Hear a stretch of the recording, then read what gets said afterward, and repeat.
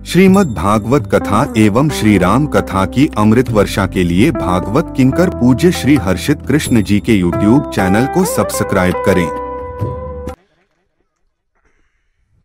सुखदेव जी कहते हैं, राजन, भगवान हेमंत ऋतु के प्रथम महीने में इन गोपिकाओं के भगवान ने वस्त्र चुराए। इस चीरहरण की लीला के विषय में मैं आपसे निवेदन करना चाहूंगा कि चीरहरण की ये जो लीला है, इस पर हमने अपने हिंदू सनातन धर्म के लोगों को उपहास करते हुए देखा है। हमारे धर्म को हमारे ही लोगों ने सबसे ज्यादा क्षति पहुंचाई है। बोलो नारायण भगवान की। बिल्कुल हमारे अपने जानने वाले लोगों ने मजाक बनाया। हमारे लोगों ने गलत सलत मैसेज सोशल मीडिया के माध्यम से इधर उधर फॉरवर्ड करते रहते हैं। क्या उसका अर्थ है? क्या उसका असर पड़ेगा? किसी एक विधर्मी ने कोई एक मैसेज बना के डाल दिया, वो मैसेज तो उसने छोड़ दिया, लेकिन आगे बढ़ाने वाले को ये बिल्कुल दिमाग नहीं है कि ये मैसेज किसने भेजा, इसके पीछे क्या रहस्य है, ये आगे जाएगा तो इसका जनमानस पे क्या प्रभाव पड़ेगा। ऐसे बहुत सारे छोटे छोटे महाराज कारण हैं जिनके कारण हिंदू सनातन धर्म बिगड़ रहा है। हम सबको ध्यान देने की आवश्यकता है। एक षड्यंत्र बना करके हिंदू सनातन धर्म को अंदर से तोड़ने की, काटने की महाराज योजना चल रही है। आप बिल्कुल किसी भी भूल में मत रहना कि हम स्वतंत्र हैं। पता नहीं चलेगा देखते ही देखते कब परतंत्र हो जाएंगे यदि महाराज हमने अपने जीवन शैली को नहीं बदला। अति से ज्यादा आवश्यकता है। चीरहरण की लीला पर लोग गाने बनाते हैं, मजाक बनाते हैं। देखो किस समय की ये लीला है। सुखदेव जी कहते हैं, राजन, हेमंते प्रथमे मासे नंद गोप कुमारिका। ये कौन है जो भगवान को पति रूप में पाने के लिए कात्यायनी मैया का पूजन कर रही हैं? बोले ये नंदगोप आदि जो हैं उनकी कुमारी कन्याएं हैं। और शास्त्र में कुमारी शब्द किसके लिए लिखा है पता है आपको? जो कन्या 3 वर्ष से बड़ी हो और लगभग 8 वर्ष से छोटी हो, उस कन्या को कुमारी कहा गया है। उस कन्या का पूजन करना चाहिए, कन्या जमाना चाहिए।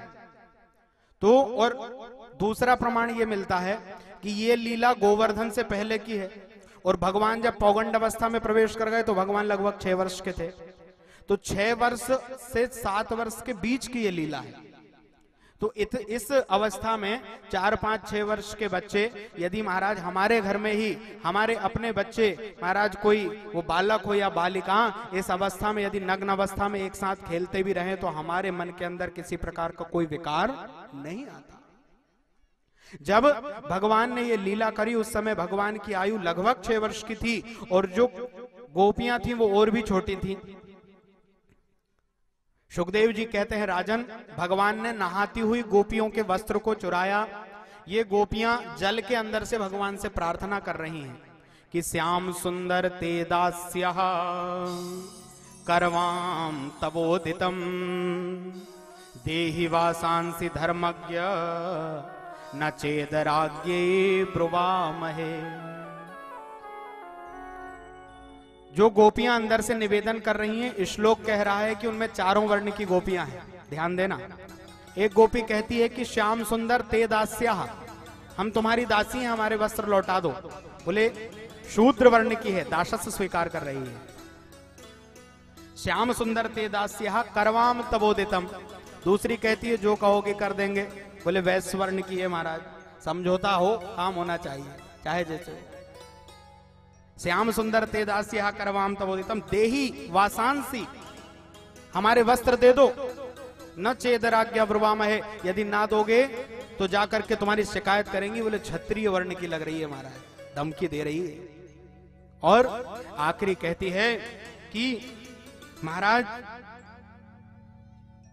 धर्म की दुहाई दे रही है कि कन्हैया तुम जो कर रहे हो धर्म उसकी आज्ञा नहीं देता।